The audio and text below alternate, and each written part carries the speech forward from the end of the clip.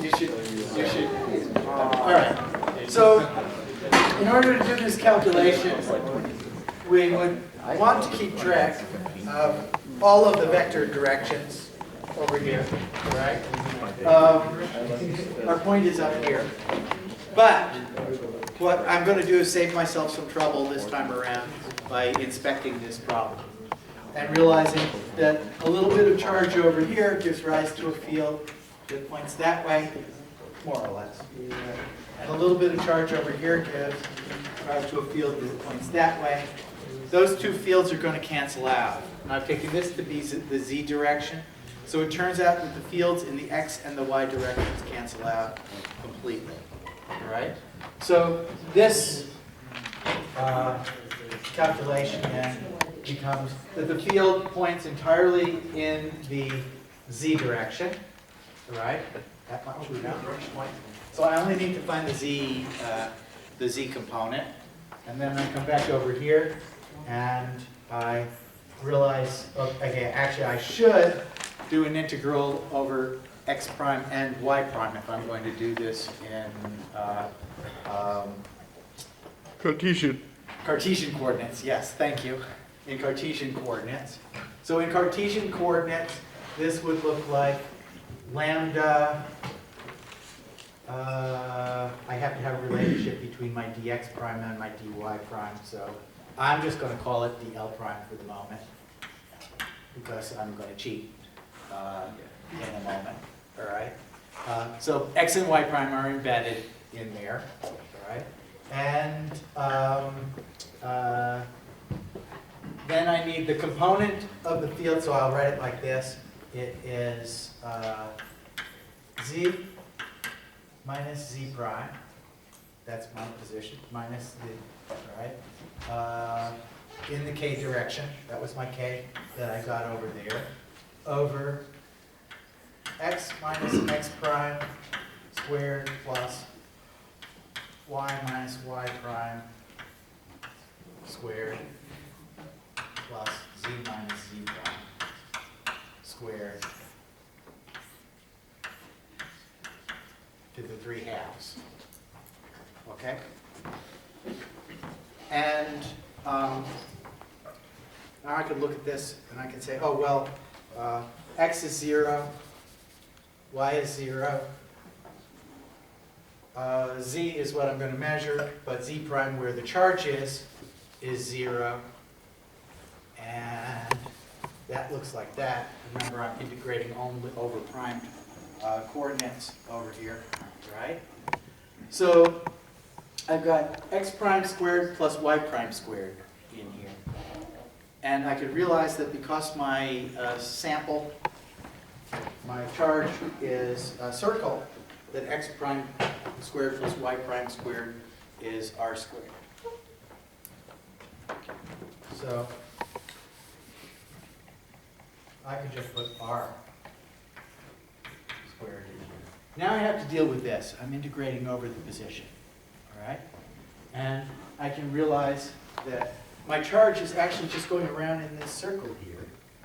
And I could make life a lot easier for myself if I worked in cylindrical coordinates. And my path, my charge along the path would be lambda, or d2 prime, would be lambda r d theta prime. All right? So I could just integrate over the position like that. All right? And so this becomes a single integral in d theta prime. And I put r d theta prime there from 0 to 2 pi. Okay? And now, yes, this is good. There is no theta in here. So that means, or theta prime rather, in here. It means it ends up out there. All right? And then this just becomes the integral from 0 to 2 pi of theta prime, or rather of 1 d theta prime, which is 2 pi.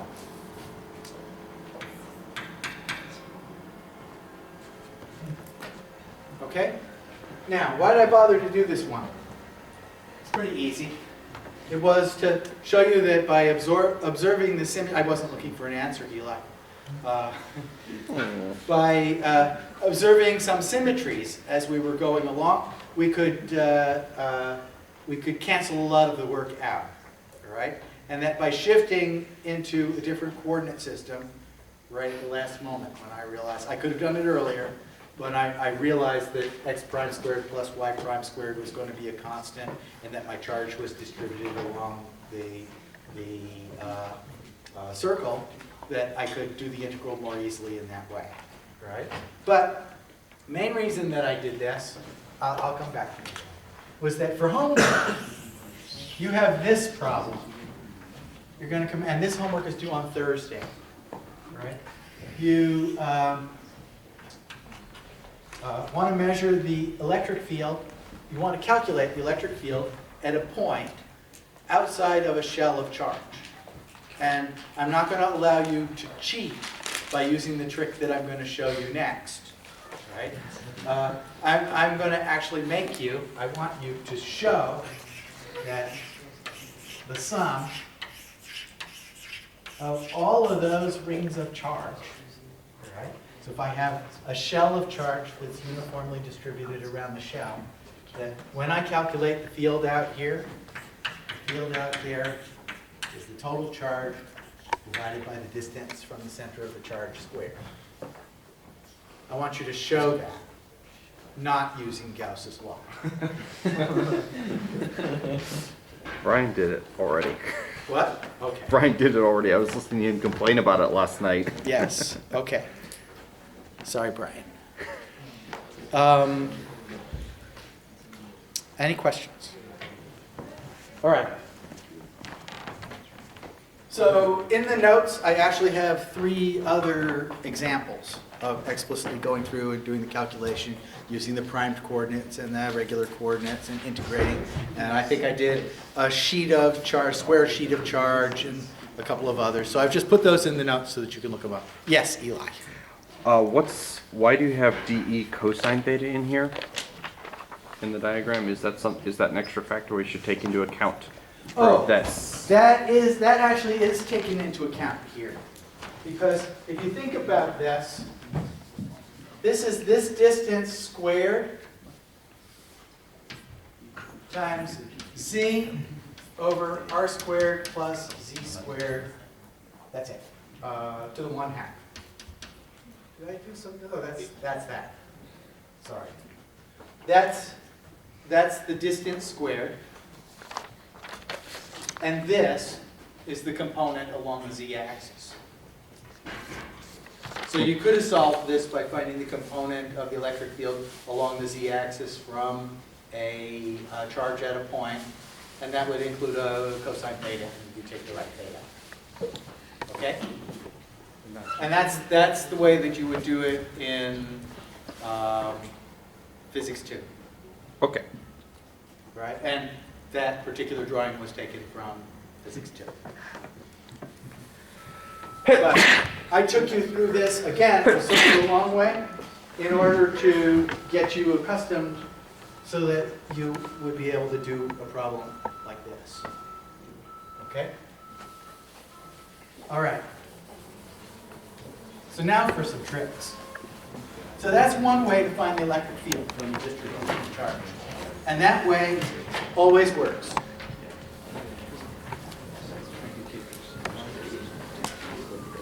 And so, actually, if you just write one good computer code, that's it, you're done.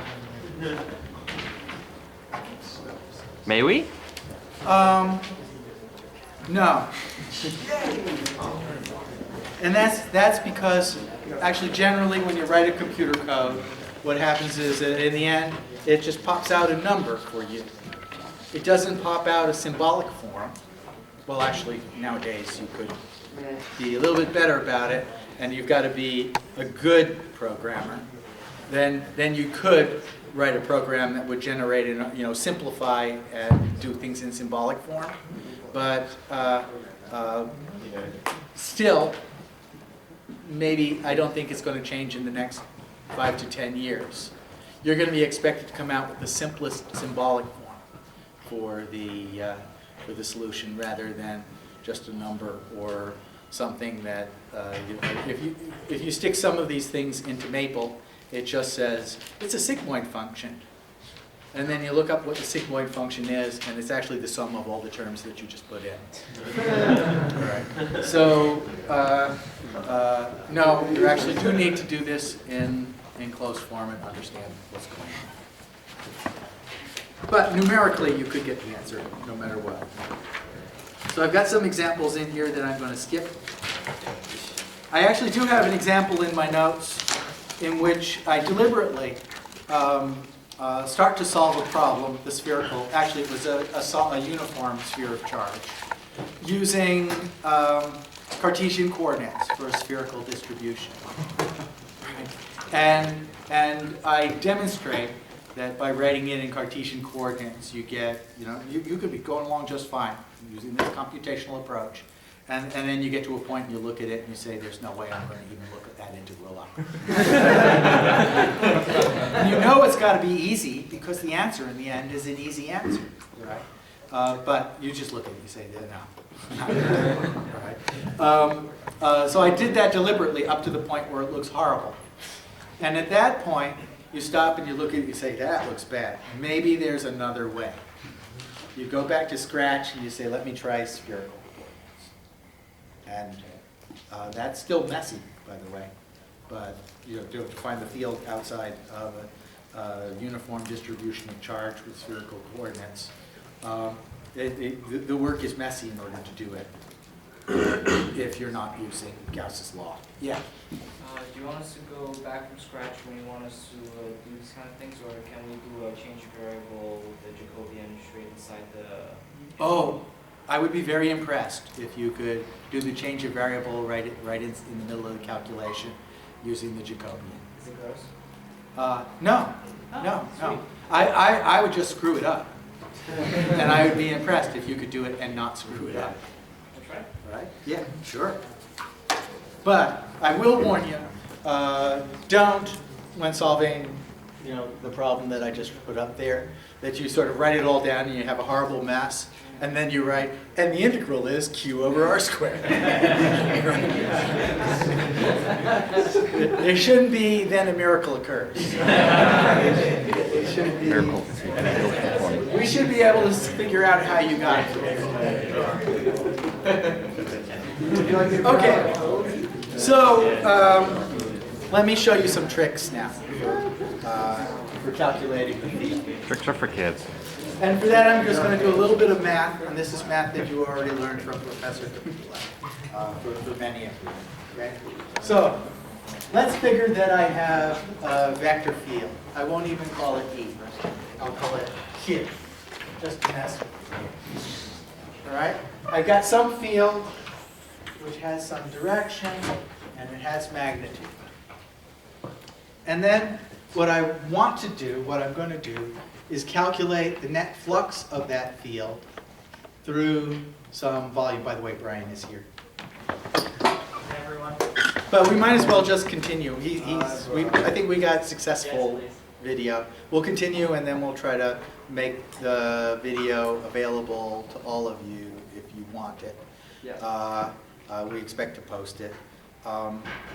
I do have a totally irrelevant aside. I know that I do irrelevancies generally. No, you shouldn't follow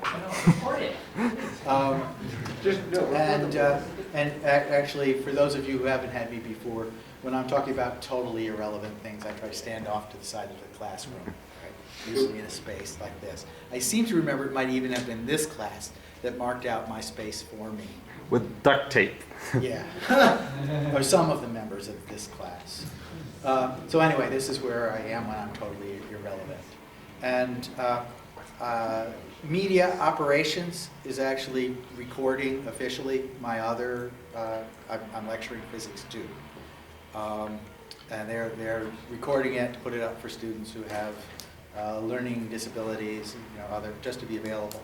And I forced myself to watch myself over the weekend. and it was extremely painful. And I really hate me as a lecturer. I would get really, really angry if I were lecturing. And the word that came to mind was supercilious. And so you guys can go look that up, supercilious. But I think that that applies to me, and I really irritate me.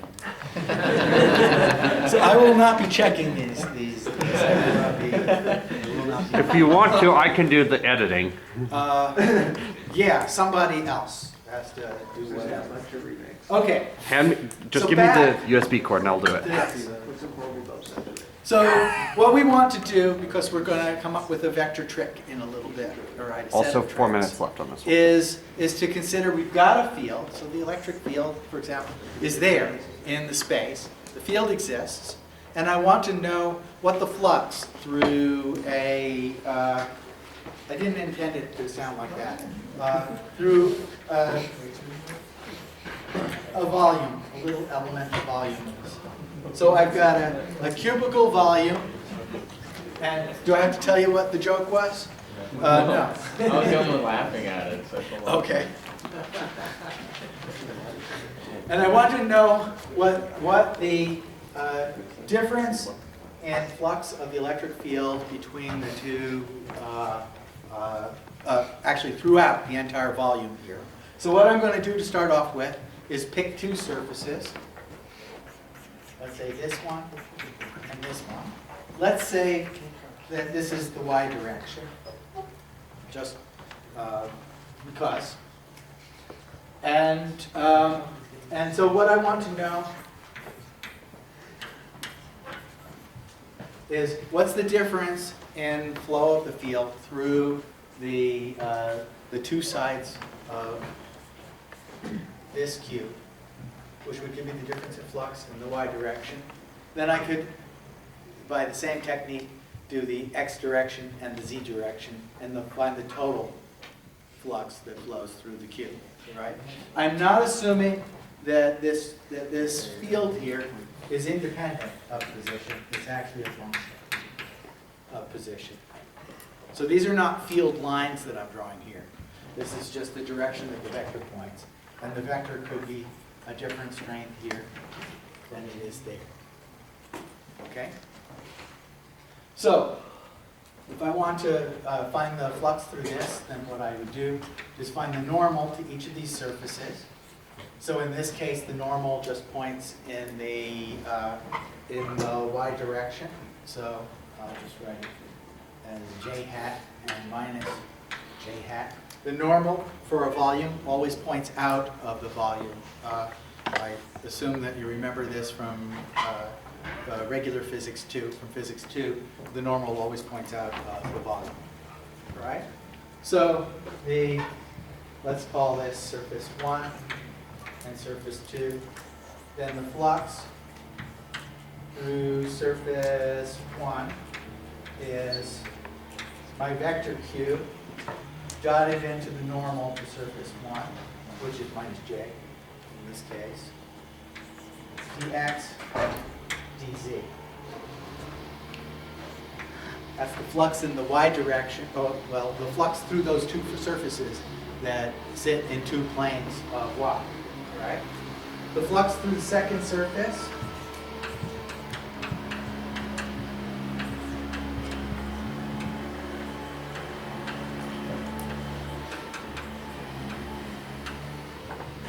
looks the same, but the q is different, right? And the normals are different as well.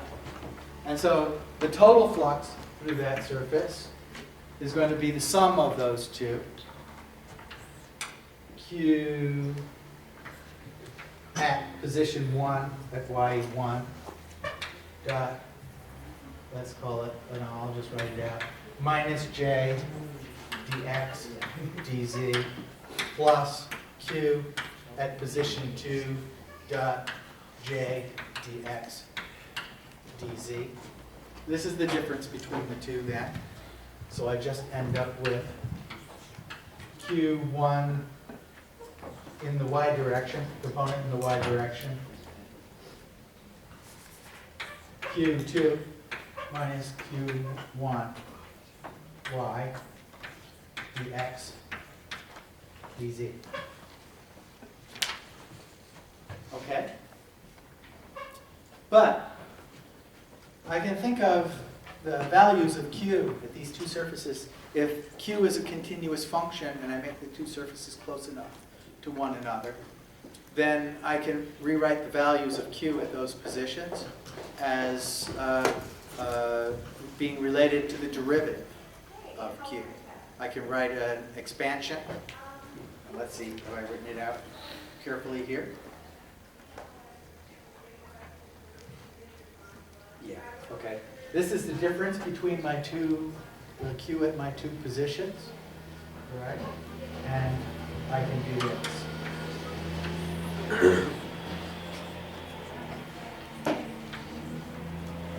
Now, I just cheated you a bit there, all right? Whoops. These are 2 points that are separated by a distance dy.